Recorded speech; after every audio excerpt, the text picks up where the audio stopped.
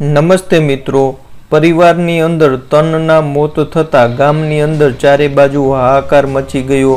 ગુજરાતના કયા ગામની અંદર આ ઘટના બની છે જેથી પરિવાર છે તે આખો વિખરાઈ ગયો છે, જેની તમામ માહિતી છે તે તમને આજના વિડીયોમાં આપીશું। તો મિત્રો થોડો ટાઈમ કાઢી આજના વિડીયોને તમે પૂરો જોઈ લેજો।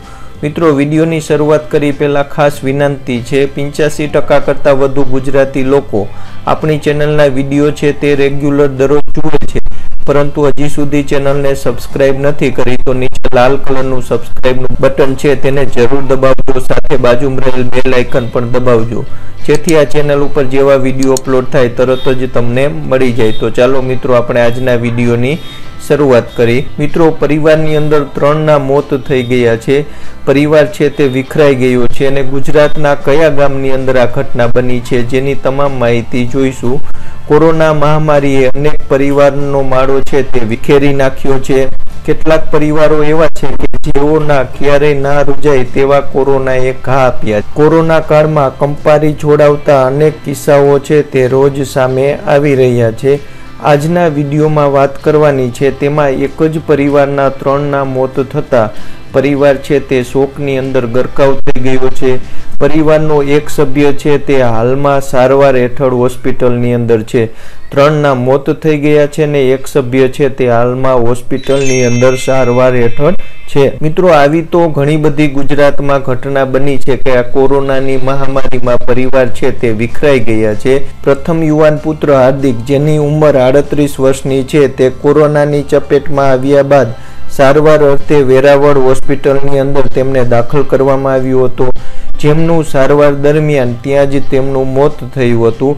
તેમની સારવાર દરમિયાન તેમના પિતા કિશોરભાઈ છે તે વેરાવળ હોસ્પિટલની અંદર પુત્રની સારવાર દરમિયાન તે પણ સંક્રમિત થયા હતા અને તે પણ વેરાવળ હોસ્પિટલની અંદર સારવાર લઈ રહ્યા હતા। તેમનું પણ હોસ્પિટલ સારવાર દરમિયાન મોત થયેલ। ટૂંકા જ દિવસોની અંદર પિતા અને પુત્ર બંનેના અવસાનથી શોકમાં ડૂબેલ પરિવાર હજુ બહાર આવે તે પેલા મોભી અંશાબેન છે જે કુટુંબના, તે પણ કોરોનાની અંદર સપડાઈ ગયેલા। તેઓ ભાવનગર ખાતે સારવાર લઈ રહેલ તેમનું ગઈકાલે એટલે કે 25 મેના રોજ જ અવસાન થયું છે। પરિવારમાં આમ કુલ 3ના મોત થતાં પરિવાર પર આભ ફાટ્યા જેવી સ્થિતિ તે સર્જાઈ હતી। પહેલા પુત્રનું, ત્યારબાદ પુત્રની સારવાર દરમિયાન પિતા પણ સંક્રમિત થયા, પિતાનું મોત, અને હજી આ પરિવાર શોકમાંથી બહાર આવે તે પહેલા પરિવારના મોભી જે અંશાબેન છે તે પણ કોરોનામાં સંપડાયેલા અને થોડાક દિવસની સારવાર બાદ 25 તારીખે તેમનું પણ અવસાન થયું। એટલે પરિવારમાં કુલ 3 લોકોના અવસાન થયા અને પરિવારના એક સભ્ય છે તે હાલ સારવાર હેઠળ છે, તેમની સ્થિતિ છે તે હાલમાં સારી છે તેવું જાણવા મળેલ છે। 25 દિવસના ટૂંકા ગાળામાં જ કોરોનાએ પુત્ર પિતા બાદ માતાનો પણ ભોગ લેતા પોપટ પરિવાર છે તે શોકની અંદર ગરકાવ થઈ ગયો છે।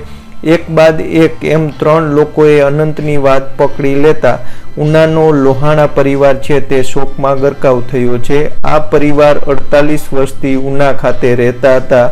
ઉનાના લોહાણા સમાજના પ્રતિષ્ઠિત સુખી સંપન્ન પોપટ પરિવાર ઉપર કોરોના નામનો કાળ ઉતરી આવી 2 મોભી અને યુવાન પુત્રનો ભોગ લઈ લેતા પરિવાર છે તે છીનભીન થઈ ગયાની સ્થિતિએ નજીકના સંબંધીઓ અને લોહાણા સમાજ છે તેની અંદર શોકની લાગણી છે તે પસરી ગઈ છે। તો મિત્રો ગુજરાતની અંદર કોરોનાની બીજી લહેરની અંદર ઘણા પરિવારો છે તે આવી રીતે વિખરાઈ ગયા છે।